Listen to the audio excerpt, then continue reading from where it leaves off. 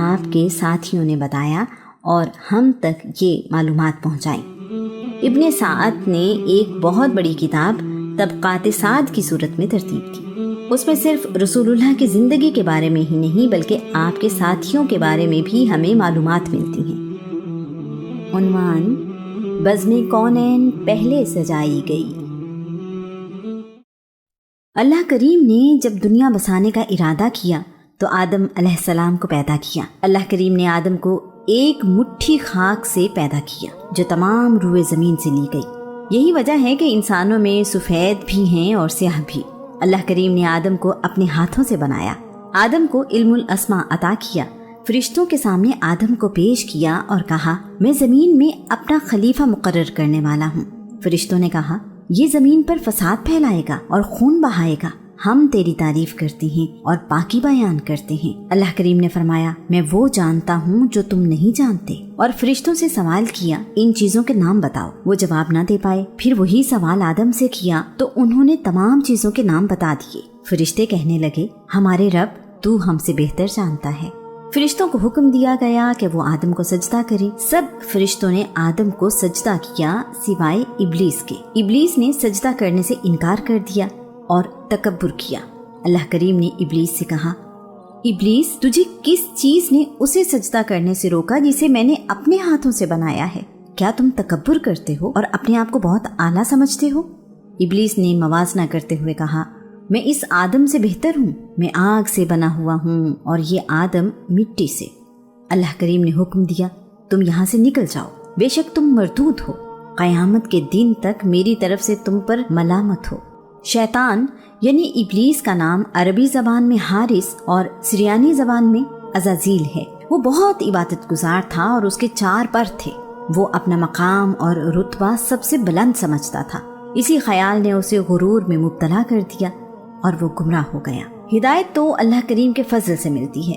ابلیس کے معنی ہے سرکش، فسادی یعنی فساد پھیلانے والا۔ اللہ کریم کا حکم نہ ماننے کی صورت میں دھتکارا گیا۔ اس نے آدم کو سجدہ کرنے سے انکار کر دیا، پھر اس غلطی پر شرمندہ ہونے کی بجائے اپنے عمل پر فخر کرتے ہوئے کہنے لگا اللہ کریم مجھے اس دن تک مہلت عطا کر جس دن لوگ دوبارہ زندہ کیے جائیں گے۔ اللہ کریم نے فرمایا تمہیں روز قیامت تک مہلت دی۔ اس پر ابلیس خوش ہوا اور دعویٰ کیا کائنات کے مالک تیری عزت کی قسم میں سب لوگوں کو گمراہ کرتا رہوں گا سوائے ان بندوں کے جو نیک اور صالح ہیں۔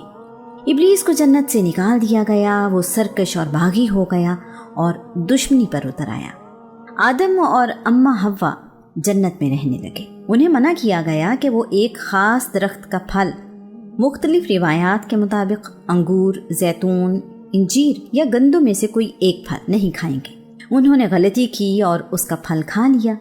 آدم اس غلطی پر اپنے رب سے معافی مانگتے رہے اور اللہ کریم کو راضی کرنے میں کامیاب ہو گئے۔ آدم اور اماں حوا کو زمین پر بھیج دیا گیا، اولاد عطا کی گئی اور یہ دنیا بسائی گئی۔ آدم کو سری لنکا اور حوا کو جدہ سعودی عرب میں اتارا گیا۔ ایک فرشتہ آدم کو راستہ بتاتے ہوئے جدہ لے کر گیا۔ یوں آدم اور حوا زمین پر آنے کے بعد ملے۔ دنیا میں آنے کے بعد آدم کی اولاد میں سب سے پہلے قابیل پیدا ہوا اور پھر حابیل، اور پھر اللہ کے نبی شیش پیدا ہوئے۔ قابیل نے اپنے بھائی حابیل کو قتل کر دیا اور سرکش ہو گیا۔ دنیا میں سب سے پہلے پیدا ہونے والا قابیل تھا اور سب سے پہلے مرنے والا حابیل۔ ہم سب آدم ہی کی اولاد ہیں۔ آدم کو ہدایت کے ساتھ نبی بنا کر دنیا میں بھیجا گیا۔ انسان کو سیدھی راہ پر چلنے کو کہا گیا۔ اس کی فطرت میں اچھائی اور برائی رکھ دی گئی۔ یہ اختیار انسان کے سپرد کر دیا گیا کہ وہ جس راہ کو اپنانا چاہے اپنائے۔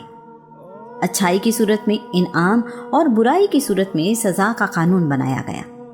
اس کائنات کے مالک کو علم تھا کہ میرے بندے دونوں راہیں اختیار کریں گے۔ اس کا بھی انتظام کر دیا گیا کہ انہیں سیدھے راستے پر رہنے کا بار بار موقع دیا جائے۔ اللہ کریم چاہتا ہے کہ میرے بندے شیطان کے بہکاوے سے بچ جائیں۔ اللہ کریم اس کام کے لیے اپنے نبی اور رسول دنیا میں بھیجتا رہا ہے۔ اس سلسلے میں قریباً 1,24,000 نبی اور رسول بھیجے گئے۔ یہ مختلف زمانوں اور مختلف قوموں میں بھیجے جاتے رہے۔ ان کا زمانہ گزرنے کے بعد مزید نبی اور رسول آتے رہے۔ محمد رسول اللہ صلی اللہ علیہ وآلہ وسلم کی آمد سے پہلے تمام نبی اور رسول کسی خاص زمانے اور قوم کی طرف بھیجے گئے۔ اللہ تعالیٰ کا فرمان ہے، کوئی قوم ایسی نہیں جس میں نبی یا رسول نہ بھیجا گیا ہو۔ دنیا بسانے سے پہلے تمام انبیاء کی روحوں کو اکٹھا کیا گیا اور ان سے وعدہ لیا گیا، اگر تمہاری موجودگی میں دنیا میں کوئی دوسرا رسول آئے جو اس پیغام کی تائید کرتا ہو جو تم اپنے رب کی طرف سے لے کر آئے ہو تو اس کی مدد کرنا اور اس پر ایمان لانا۔ اس آیت کو آیت میثاق کہتے ہیں۔ رسول اللہ کے دنیا میں آنے سے پہلے تک ہر نبی اور رسول اپنی قوم سے بھی یہ وعدہ لیتا رہا۔ یہی ذمہ داری ان نبیوں اور رسولوں پر ایمان لانے والوں کی تھی۔ آخری رسول محمد بن عبداللہ صلی اللہ علیہ وآلہ وسلم کے آنے کے بعد دین بھی مکمل ہو گیا اور نبیوں رسولوں کی آمد کا سلسلہ بھی۔ تمام رسولوں نے اللہ کریم کا پیغام انسانوں تک پہنچایا، انہیں نیکی کی نصیحت کی اور برائی سے بچنے کا حکم دیا۔ اس کام کی خاطر نبیوں نے بڑی سختیاں برداشت کی، یہاں تک کہ ان میں سے بعض کو قتل بھی کر دیا گیا۔ اللہ کریم نے اپنے آخری الہامی پیغام قرآن مجید کو تبدیلی سے بچانے کا بندوبست یوں کیا کہ اس کی حفاظت کی ذمہ داری خود لے لی۔ ساتھ ہی ساتھ رسول اللہ کی زندگی کے تمام پہلوؤں، اعمال، باتوں، احکام، عادتوں، معاملوں اور طریقوں کو بھی محفوظ رکھنے کا انتظام کیا۔ اللہ کے نبی آدم کی اولاد بڑھتی چلی گئی اور زمین کے مختلف حصوں پر آباد ہوتی رہی، اپنے لیے مختلف پیشے بھی ڈھونڈتی رہی۔ انسان کو ایک خدا کی عبادت کا حکم دیا گیا تھا۔ لوگ وقت گزرنے کے ساتھ ساتھ اپنے دین کو بھولتے رہے اور اس میں اپنی مرضی اور خواہش کے عقیدے شامل کرتے رہے۔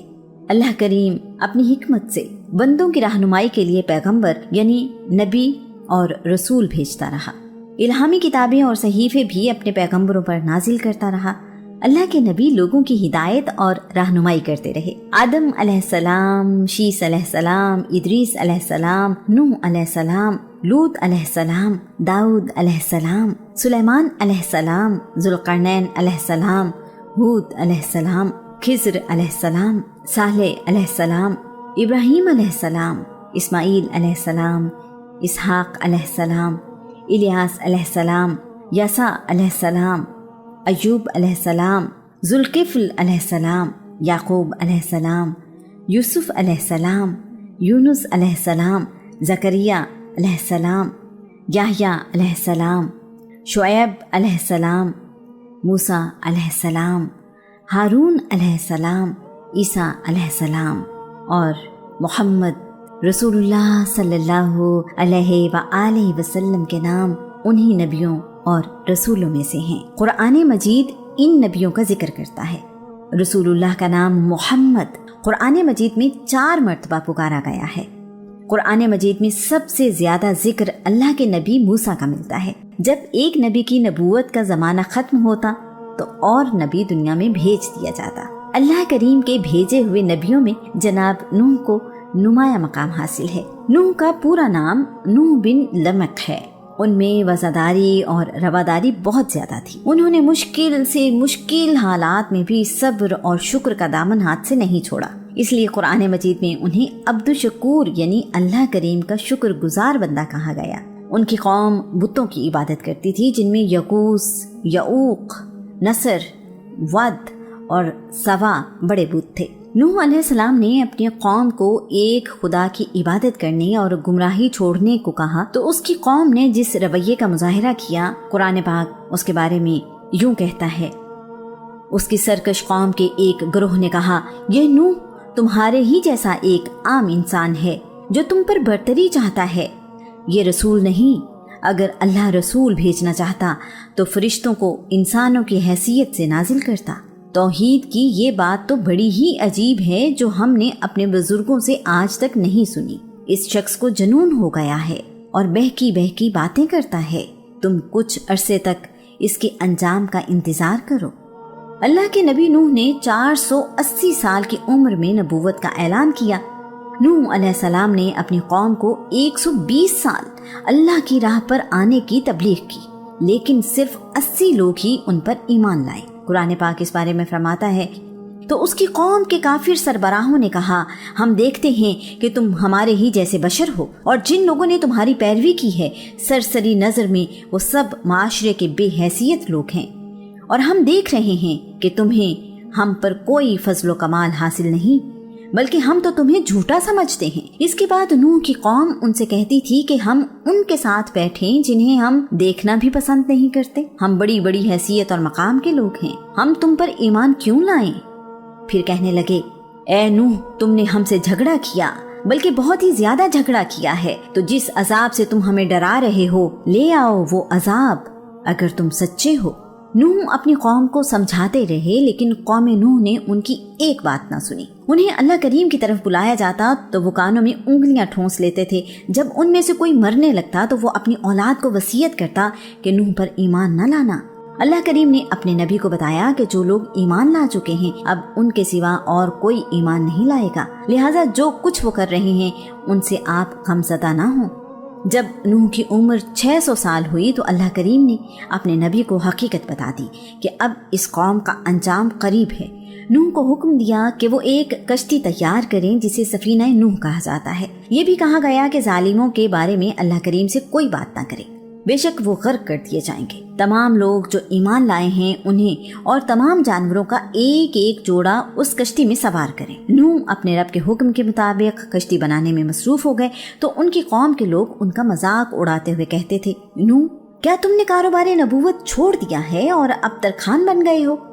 اے دیوانے، کشتی سمندر پر چلتی ہے خشکی پر نہیں، تم خشکی پر اتنی بڑی کشتی بنا رہے ہو، اس کے لیے سمندر کہاں سے لاؤ گے؟ اللہ کریم اس بات کو یوں بیان کرتا ہے، نوح کشتی بنانے لگے، ان کی قوم کے سردار جب بھی ان کے قریب سے گزرتے تو مذاق اڑاتے۔ فرمایا اگر تم ہمارا مذاق اڑا رہے ہو تو ایک وقت آئے گا ہم تمہارا مذاق اڑائیں گے جس طرح تم ہمارا مذاق اڑا رہے ہو۔ تم خشکی پر اتنی بڑی کشتی بنا رہے ہو، اس کے لیے سمندر کہاں سے لاؤ گے؟ ضرورتیں لاتعداد تھیں تو خدا بھی لاتعداد تھے۔ ابراہیم نے ان بتوں کی عبادت کرنے سے انکار کیا،